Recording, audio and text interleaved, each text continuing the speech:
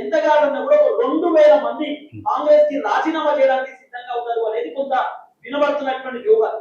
అయితే రేవంత్ రెడ్డి పైన హైకమాండ్ ఏమని సీరియస్ అయ్యారంటే కాంగ్రెస్ పార్టీ సీనియర్ లీడరు కీలకమైనటువంటి వ్యక్తి జీవన్ రెడ్డి పార్టీ వీడుతున్నప్పుడు జీవన్ రెడ్డి ఇప్పుడు అధికార పార్టీకి హైకమాండ్కు ఒక చీఫ్ మినిస్టర్గా పోవడము, ఇన్స్ట్రక్షన్స్ ఫాలో కావడము అది ఆ రోజు నుంచి వస్తున్నదే. కానీ వీళ్ళు ఏమంటున్నారు, సీనియర్ లీడర్గా జీవన్ రెడ్డికి అట్లా చేసినందుకు చీఫ్ మినిస్టర్ మీద హైకమాండ్ ఏదో సీరియస్ అయింది, వీడికి చెప్పిపోయినట్టుగానే, వీనికి ఆర్డర్స్ ఇచ్చినట్టుగానే 2000 మంది వీడే అంటాడు, సీనియర్ లీడర్లు వీడే అంటాడు. తర్వాత రేపు హైకమాండ్కినా రేవంత్ రెడ్డి మీద సీరియస్ అయిందంట. అరే అధికార పార్టీకి ఒక హైకమాండ్ ఏం చేస్తో సూచనలు ఇస్తుంది తప్ప ఏం మాట్లాడతాడో అర్థం ఉండాలి. జగనన్న కుక్కలాగా మరుగుతుండే. ఇది కేటీఆర్ నడిపించే ఫేక్ ఛానల్ ఇవి ఉన్నాయి, ఒక 5-6 ఛానల్ ఉన్నాయి. ఈ ఛానళ్ళతోటి చాలా బ్లేమ్ జరుగుతుంది.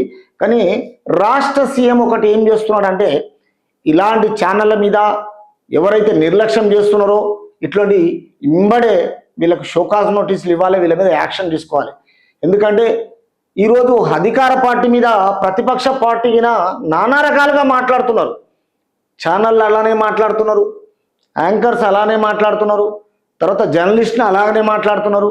తర్వాత ఏదైతే బీఆర్ఎస్ పార్టీలో ఓడిపోయిన పార్టీలో ప్రతిపక్ష హోదాను కల్పిస్తుండు, అసలు నాయకుడేమో ఫామ్ హౌస్లో వండుకుంటాడు, వీళ్ళేమో చెడాపడ మాటలు అంటున్నారు. కాబట్టి ఖచ్చితంగా రాష్ట్ర చీఫ్ మినిస్టర్ గారు రేవంత్ రెడ్డి గారు వీళ్ళ మీద యాక్షన్ ఖచ్చితంగా తీసుకోవాలి. ఎందుకంటే రాష్ట్రంలో గౌరవం లేకుండా అయిపోతుంది. 29 స్టేట్ల పబ్లిక్ ఈరోజు హైదరాబాద్లో ఉంది, కానీ రాష్ట్ర స్థాయిలో కాదు, మొత్తం దేశ స్థాయిలో రాజకీయం అంటే ఒక గౌరవం ఉంది. ఆ గౌరవాన్ని పొడగొట్టిందే కేసీఆర్. మాటకారి మనిషికి రెస్పెక్ట్ లేకుండా, జాలి దయ కరుణ లేకుండా మాట్లాడి ఈరోజు రాష్ట్రాన్ని 10 సంవత్సరాలు కుక్కలు నింపిన ఇస్తరాకు చేసిండు. కాబట్టి తెలంగాణ ప్రజలు ఓడగొట్టారు, ఆ అహంకారాన్ని మొత్తాన్ని తొక్కేసారు. కాబట్టి ఇప్పుడు ఏమైతుంది, మళ్ళా మాకు అధికారం ఉన్నట్టుగా కేటీఆర్ ఈ పేకు ఛానళ్ళు పెట్టుకొని తెలంగాణ రాష్ట్ర ప్రజలను ఇబ్బంది పెట్టుకుంటా, అధికార పార్టీని ఇబ్బంది పెట్టుకుంటా, నానా రకాలుగా ఒక రెస్పెక్ట్ లేకుండా మాట్లాడుతున్నారు. కాబట్టి దీని మీద ఖచ్చితంగా చట్టం తన పని తన చేసుకుంటూ పోతుంది. కాబట్టి రాష్ట్ర సీఎం దీని మీద యాక్షన్ తీసుకోగలరని తెలంగాణ రాష్ట్ర తరపున ఖచ్చితంగా 9 టీవీ నుంచి అడగడం జరిగింది.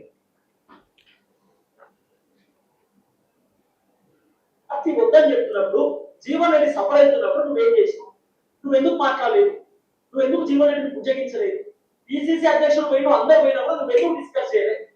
నీ వల్లనే జీవన్ రెడ్డి రాజీనామా చేసిన చెప్పారు.